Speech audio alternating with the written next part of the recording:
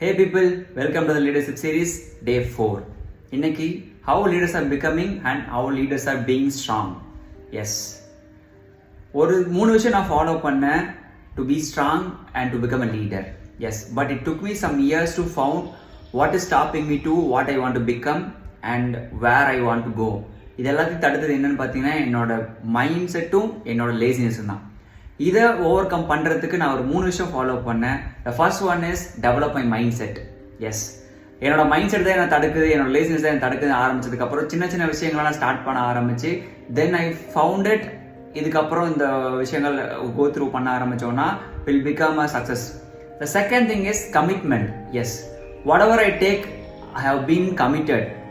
நம்ம எல்லாத்துக்குமே தெரியும் கமிட்டட் அப்படின்னா மோர் ஓவர் பீப்புள் ஆஸ்ட் நீ கமிட்டடா சிங்கிளான்னு கேட்டப்போ மட்டும்தான் நம்ம சொல்லியிருப்போம். பட் கமிட்டட் அப்படிங்கிறது not only relationship, whatever you do you should be committed.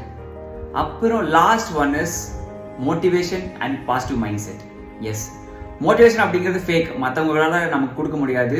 நம்மளோட செல்ஃப் ஸ்டடி மூலம் மட்டும்தான் நம்மளோட மோட்டிவேஷன் எடுத்துக்க முடியும். அண்ட் பாசிட்டிவ் மைண்ட் செட் நம்ம கையில் தான் இருக்குங்க.